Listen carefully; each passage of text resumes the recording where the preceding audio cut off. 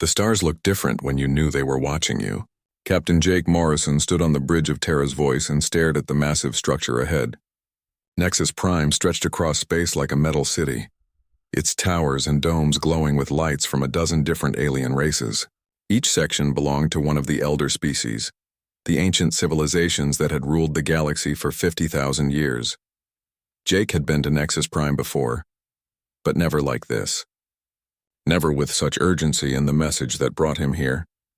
The transmission had come directly from the Elder Council itself, marked with priority codes that meant drop everything and come now. In 20 years of serving in the Human Diplomatic Corps, Jake had never seen anything like it. "Captain, we're getting docking instructions from Elder Control," said Lieutenant Kevin Brooks from his position at Communications. Kevin was young, maybe 25, and this was his first time seeing the heart of Elder power. His eyes were wide as he watched the alien ships moving around them. "Follow their guidance," Jake told him. He turned to Commander Lisa Bennett, who stood nearby reviewing data on her tablet. Lisa was the best xenobiologist in the human fleet, and Jake trusted her knowledge of alien cultures more than anyone else. "What do you think this is about?" Lisa shook her head slowly. "I've been going through everything we know about recent Elder activities. There's been unusual movement in their deep space fleets. Some kind of mobilization, but they haven't told anyone what for. The fact that they're calling us specifically is very strange." Jake knew what she meant. Humans were the newest members of galactic society. They had only made contact with the Elder races 60 years ago, and had only been granted limited membership in the galactic community 30 years ago. The Elders treated humans like children who needed guidance and supervision. They had never asked for human help with anything important. The docking went smoothly, and soon Jake found himself walking through corridors that had been built when Earth was still in its ice age. The walls were covered with symbols from the original Elder civilization, the Veltar, whose crystal-based technology powered much of Nexus Prime. Other sections showed the flowing organic designs of the HFY, or the geometric patterns that the energy-based Cathara preferred. Elder Primus Velthanor waited for them in the main council chamber. The Veltar leader was tall and thin, with pale blue skin that seemed to glow slightly in the chamber's dim light. His large eyes fixed on Jake as the human delegation entered. Behind him stood representatives from the other Elder races, their various forms creating an intimidating display of alien power. Captain Morrison, Velthanor spoke in accented English, a courtesy that surprised Jake. Usually the Elders insisted on using the galactic trade language. "We thank you for responding so quickly to our summons." Jake nodded respectfully. The message indicated this was a matter of extreme urgency. "How can humanity assist the Elder Council?" Velthanor gestured to a large display that activated behind him. It showed a three-dimensional map of the galaxy, with a dark spot spreading along one edge like an infection. "We face a crisis unlike anything in recorded history. This anomaly appeared 6 months ago at the galaxy's rim. It grows larger every day, consuming everything in its path." Lisa stepped forward, her scientific curiosity overcoming diplomatic protocol. "What exactly is being consumed? Matter, energy, space itself?" "All of it," replied Elder Zeth Moran of the Rixhai, a warrior species with thick armor plating instead of skin. "Our greatest scientist cannot explain it. Our most powerful weapons cannot stop it. If it continues to expand at current rates, it will reach the core systems within 5 years. Jake felt a chill run through him. The Elders controlled technology that humans could barely understand. Their ships could cross the galaxy in days. Their weapons could destroy stars, their shields could protect entire worlds. If they couldn't handle this threat, what hope did anyone have? "We have tried everything," continued another Elder, this one from the hive-minded Telnari. Her voice carried the harmonic undertones of someone speaking for billions of linked minds. "Our combined fleets, our most advanced technologies, our deepest knowledge. Nothing works. The anomaly continues to grow." Velthanor fixed his gaze on Jake again. "This is why we have called you here, Captain Morrison. Humanity has shown a talent for unusual solutions. Your species thinks in ways that we do not. You find answers where others see only problems." Jake exchanged a glance with Lisa. This was unprecedented. The Elders asking humans for help, admitting that their ancient wisdom had failed them. It should have been flattering, but something about the situation felt wrong. "What exactly are you asking us to do?" Jake asked carefully. "Lead an expedition to study the anomaly." Velthenor replied. Take your best scientists, your most advanced ships. Find a solution that we have missed. But understand, Captain, this mission will require full cooperation with the Elder Council. All data must be shared immediately. All decisions must be approved by our representatives. This is too important to allow for human unpredictability. There it was. Even in their desperation, the Elders still couldn't trust humans to act independently. They wanted human creativity and innovation. But under Elder control and supervision, Jake felt his jaw tighten, but he kept his expression neutral. I will need to consult with my superiors on Earth, he said. A decision of this magnitude cannot be made by a ship captain alone. Of course, Velthenor agreed, though Jake caught a flash of impatience in the Elder's eyes.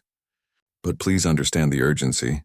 Every day of delay means more systems consumed by this darkness. As the meeting concluded and the human delegation was escorted back to their ship, Jake couldn't shake his unease. Lisa walked beside him, equally troubled. Something about this doesn't add up, she said quietly as they entered the docking bay. The Elders have ruled the galaxy for 50 millennia. They've faced crises before. Why are they so desperate now? Kevin joined them as they boarded Terra's voice.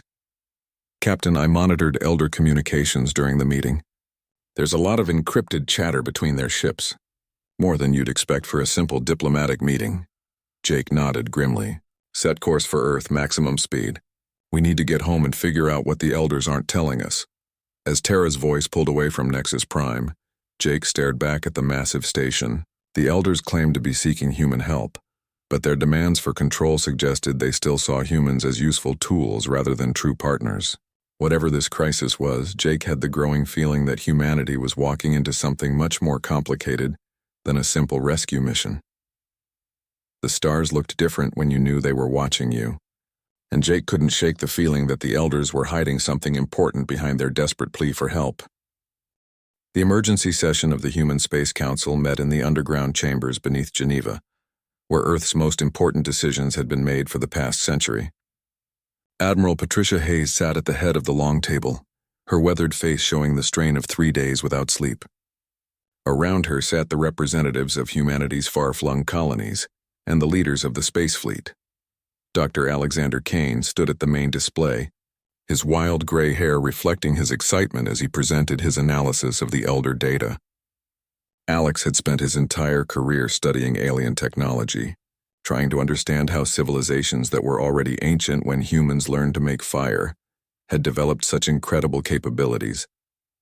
The readings don't make sense, Alex said, pointing at the swirling patterns on the screen. The Elders are calling this a dark matter anomaly, but dark matter doesn't behave like this. It doesn't consume regular matter, it doesn't expand exponentially, and it certainly doesn't have the organized structure we're seeing here. Admiral Hayes leaned forward. What are you saying, Doctor? I'm saying this isn't natural. Someone or something created this anomaly, and whoever did it has technology that makes Elder science look primitive. Alex switched to another display showing energy readings. Look at these patterns. They're too regular, too controlled. This is artificial, and it's incredibly sophisticated. Governor Stephen Walsh of the Mars colonies shook his head. That's impossible. The Elders are the most advanced civilizations in the galaxy. Their technology is 50,000 years old. What could be more advanced than that? Before Alex could answer, Lieutenant Colonel Sandra Price entered the chamber. Sandra ran humanity's intelligence operations, and the grim expression on her face told everyone that she brought bad news. She activated her own display, showing images from deep space. We sent covert reconnaissance missions into Elder space while Captain Morrison was at Nexus Prime, Sandra said. What we found changes everything. The Elders have been destroying archaeological sites throughout the galaxy. Ancient ruins, old databases, anything that predates their rise to power. The room fell silent. Admiral Hayes spoke first. Why would they do that? Because they're hiding something, Sandra replied. She showed images of blasted worlds, their surfaces scarred by weapons fire. These aren't recent battles. This destruction is old, systematic, and thorough. The Elders have been erasing evidence of whoever came before them. Dr. Raymond Cole, humanity's leading archaeologist, had been studying the images on his tablet. Raymond had always been fascinated by galactic history, and he had spent years trying to piece together the story of the galaxy's past from the fragments that remained. Now he looked up with a startled expression. I've seen references to something called the First Builders in some of the oldest databases we've found, Raymond said. The elders always claimed these were myths, stories told by primitive cultures. But what if they weren't myths? What if the First Builders were real and the elders destroyed them? Admiral Hayes felt a chill run through her. Are you suggesting that the elders built their civilization on genocide? I'm suggesting that maybe they didn't build it at all, Raymond replied. The hyperspace network that allows faster-than-light travel, the energy systems that power their cities, the shields that protect their worlds. What if all of that came from the First Builders? What if the elders just stole it? Back in space, Captain Morrison had received new orders from Earth through encrypted channels. He was to continue investigating the anomaly, but he was not to share key findings with the Elder Council. His ship had been joined by the research vessel New Horizon, commanded by Dr. Jennifer Walsh, humanity's best field archaeologist. Jennifer had spent the journey studying every piece of data they had about the anomaly and the surrounding space. Something about the Elder story bothered her. If this threat was as dangerous as they claimed, why weren't they evacuating the nearby systems? Why were their deep space fleets positioning themselves around human territory, instead of focusing on the anomaly? Captain Morrison, Jennifer called over the communication system between their ships. I need to show you something. Jake joined Jennifer aboard New Horizon, where she had set up a detailed analysis station. She showed him a three-dimensional map of the galaxy with the anomaly marked in red. Look at the expansion pattern, Jennifer said. The elders told us it was growing randomly, consuming everything in its path. But that's not what the data shows. It's expanding in a very specific way, following certain paths through space while avoiding others. Jake studied the pattern. She was right. The anomaly wasn't spreading like an explosion or an infection. It was following routes, almost like it was following some kind of map. There's more, Jennifer continued. She brought up another display showing energy readings. The anomaly isn't destroying the space it moves through. It's changing it, reorganizing it. The energy signatures suggest that whatever is happening in there, it's incredibly organized and purposeful. So this isn't a weapon or a natural disaster, Jake said slowly. It's some kind of construction project, or reconstruction project, Jennifer agreed. Captain, I think someone is rebuilding something that was destroyed long ago, and the elders are terrified that we're going to find out what it is. Meanwhile, on Earth, Dr. Kane had made a breakthrough. Working with the data from Captain Morrison's mission and the intelligence gathered by Colonel Price's teams, he had started to piece together a pattern that stretched across galactic history. The hyperspace network isn't random, Alex explained to the assembled council. It connects specific points throughout the galaxy in a pattern that's incredibly sophisticated. But here's the strange part. The elders never built new hyperspace routes. In 50,000 years of galactic dominance, they've only maintained and used routes that already existed. Admiral Hayes saw where this was leading. You think the First Builders created the hyperspace network? I think the First Builders created the entire galactic infrastructure, Alex replied.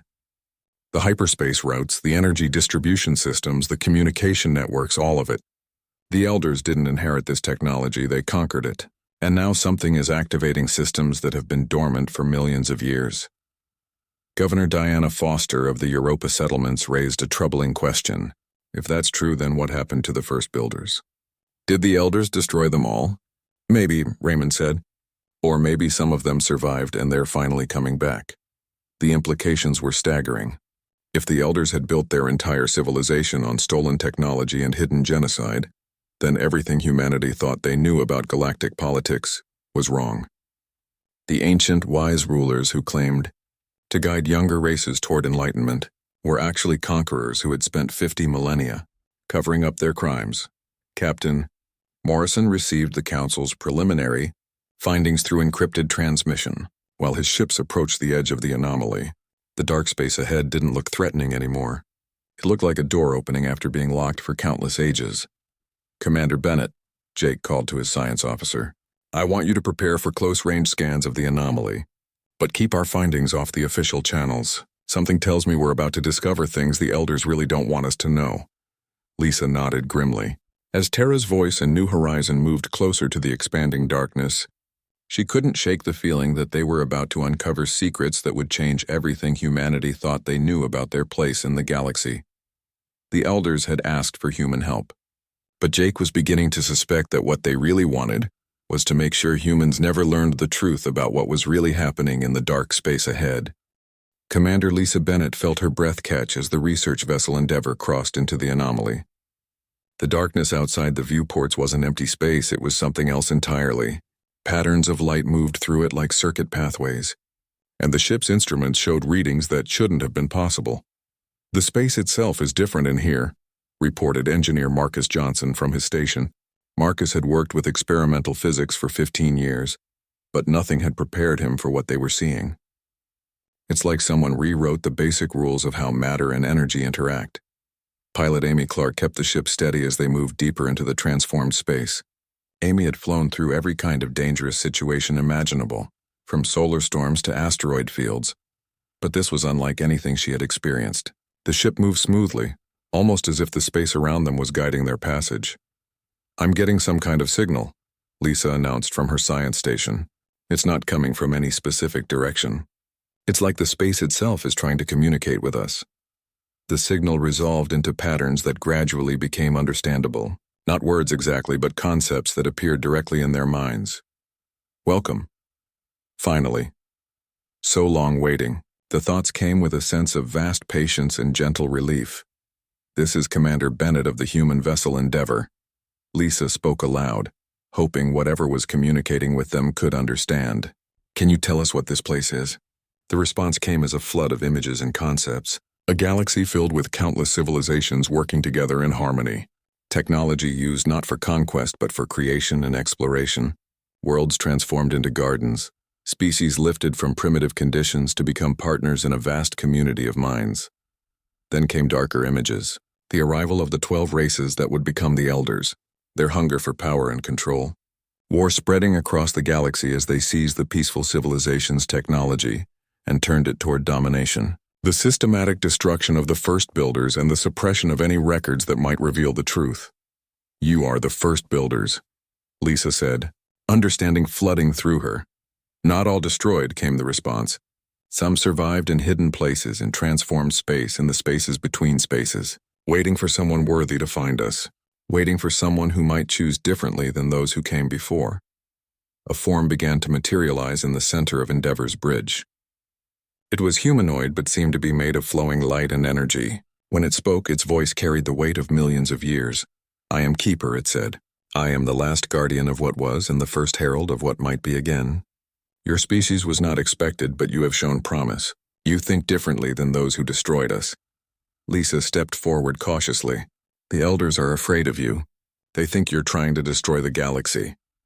Keeper's form rippled with what might have been amusement. "Destroy? No, reveal. This space is not an anomaly, it is a test. We left it as our final gift to the galaxy. A way to determine if any younger race might prove worthy of our true inheritance."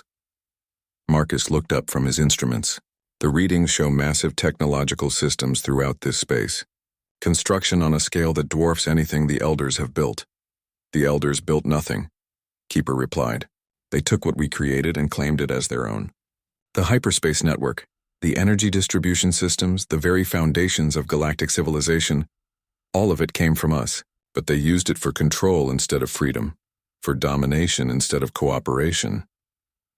Amy navigated the ship through corridors of transformed space that stretched for light years. Around them, vast structures became visible, not built from metal or stone, but constructed from organized space-time itself. It was technology beyond anything humanity had imagined possible. "Why now?" Lisa asked. "Why is this test activating after so long?" "Because the galaxy is ready," Keeper explained. "New races have emerged, species that might choose a different path than the Elders chose. Your humanity is one such race. You have shown innovation without conquest, curiosity without cruelty. You ask questions instead of demanding obedience." Back at Nexus Prime, the Elder Council was growing increasingly agitated. Captain Morrison's reports had become vague and unhelpful, providing just enough information to satisfy their demands while revealing nothing of substance. Elder Velthanor paced the council chamber with barely controlled fury. "The humans are hiding something," he declared to the assembled representatives. "Their ships have been in the anomaly for days, but they share nothing of value."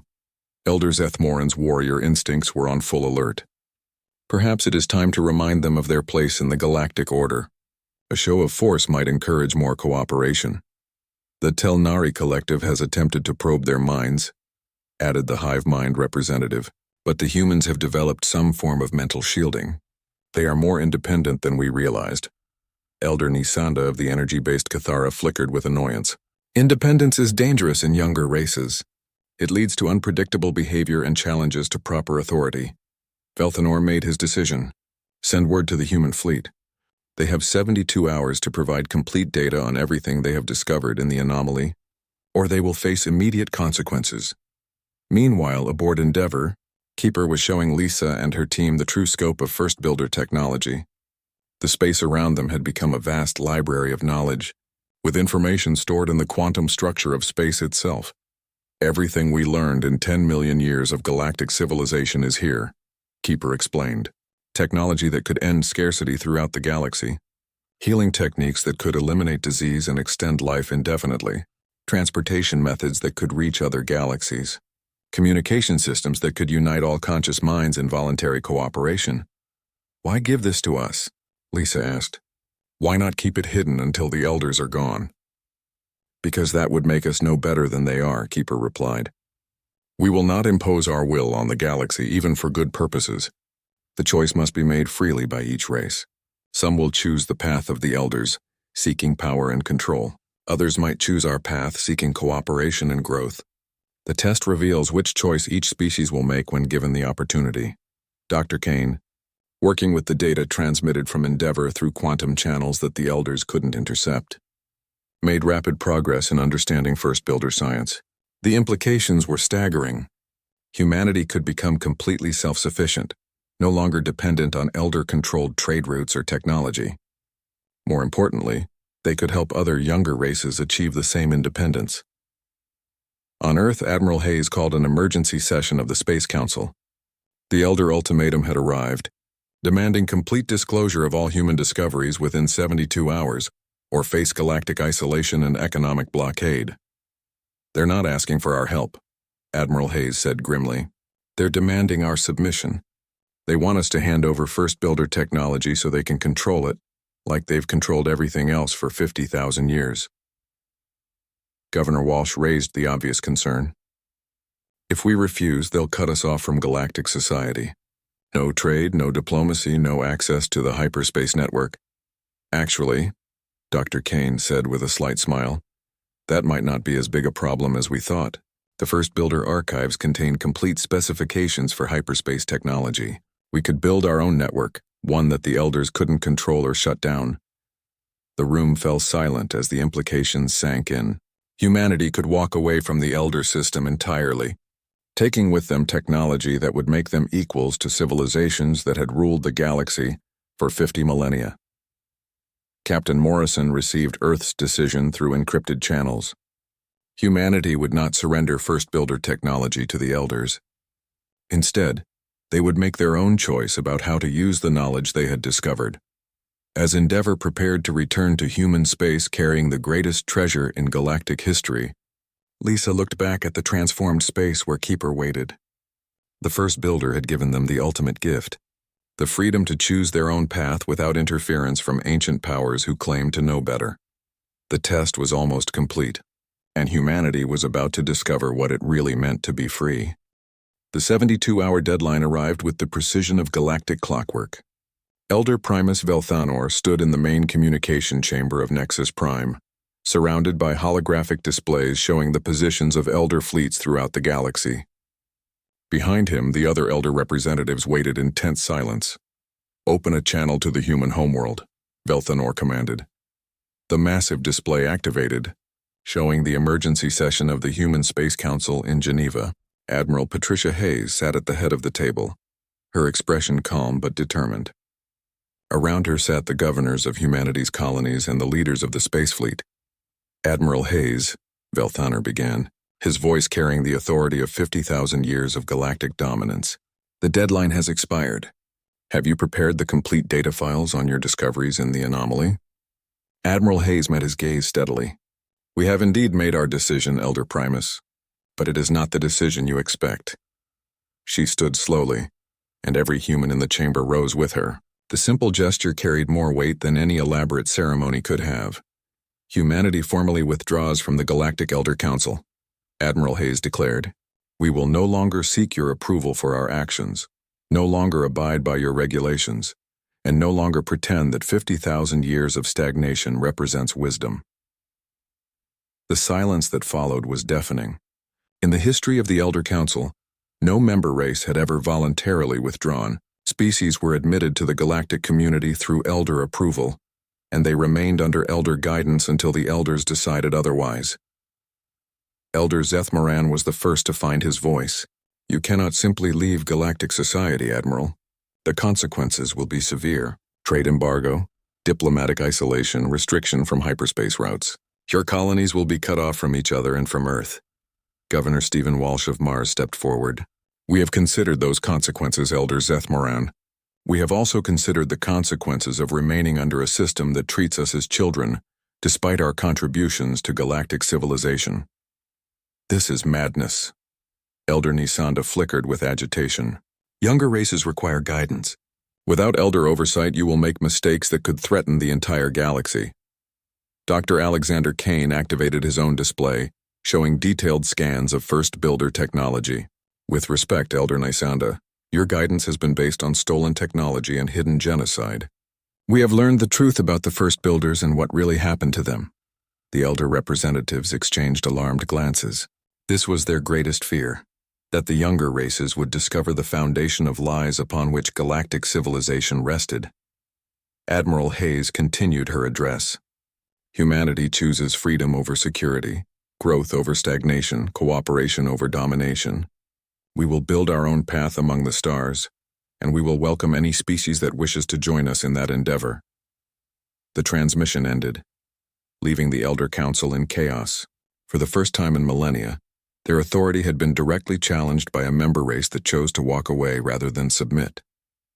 Within hours, Elder fleets began moving toward human space. The blockade was swift and comprehensive, cutting off Earth, Mars, Europa, and the dozen other human colonies from each other, and from galactic trade routes. It should have been devastating.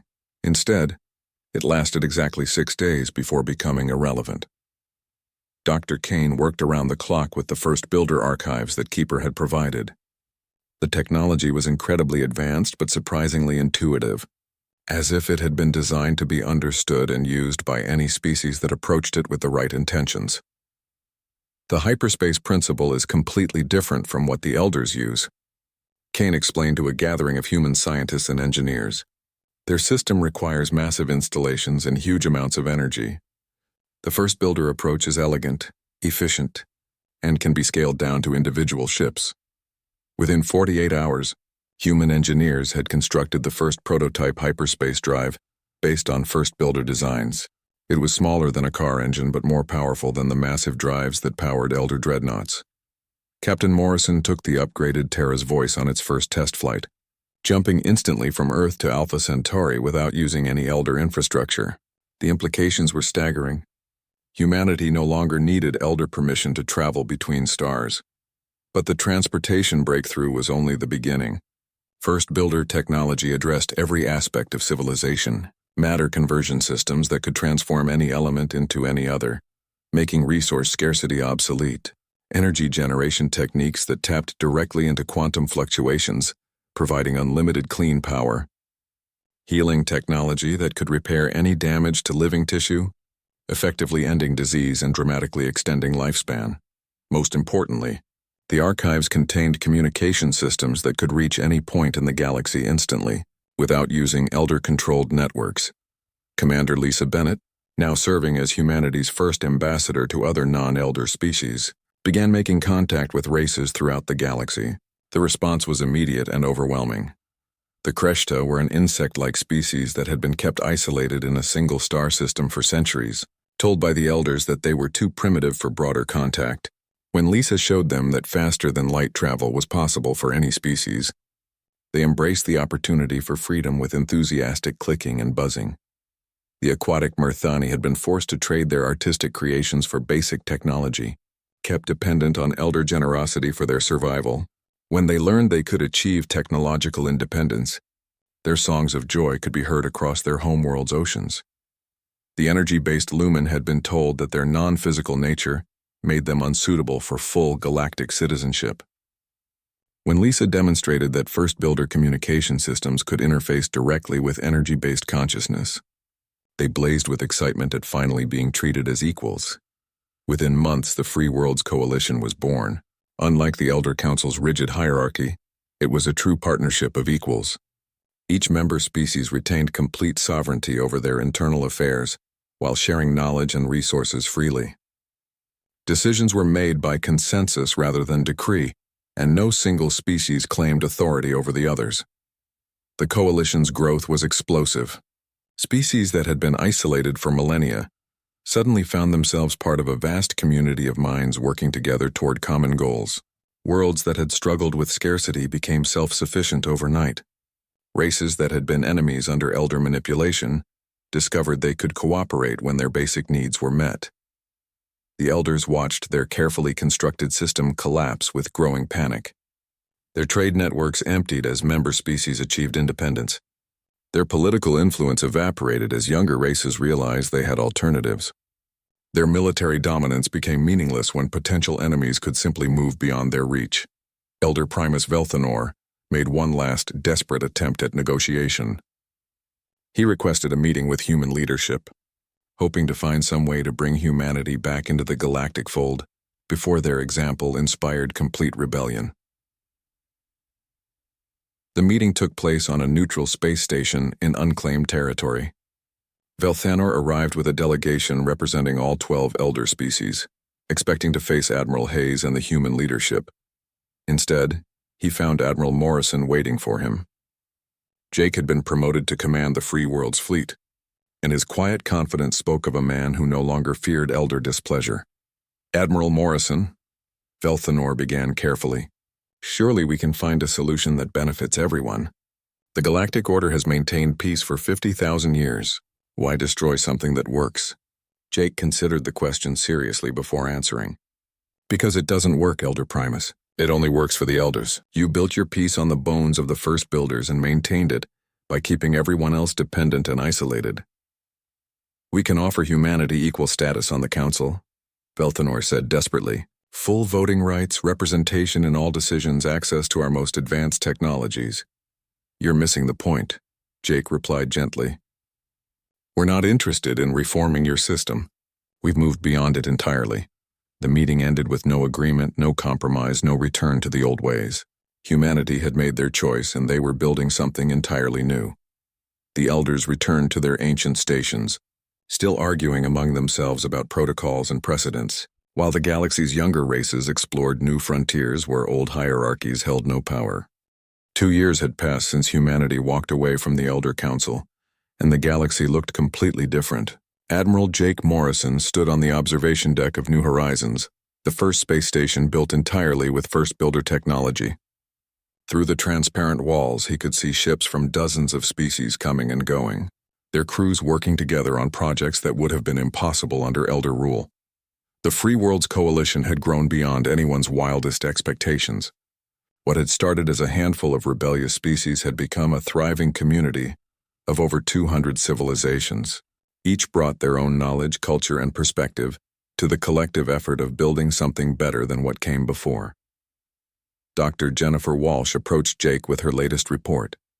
Jennifer now served as the Coalition's chief archaeologist, leading teams that were uncovering the true history of the galaxy. Her discoveries had shattered every assumption about how galactic civilization had developed.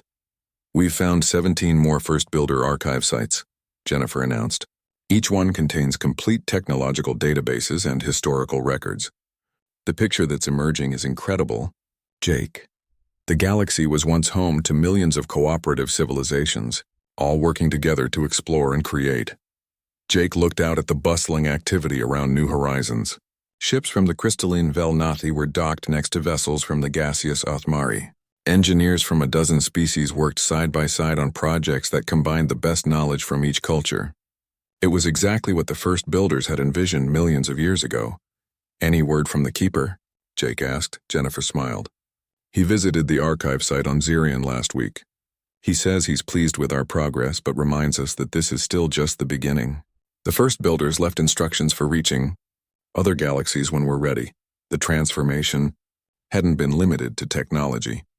Dr. Alexander, Kane's teams had made breakthrough after breakthrough in understanding how consciousness itself worked.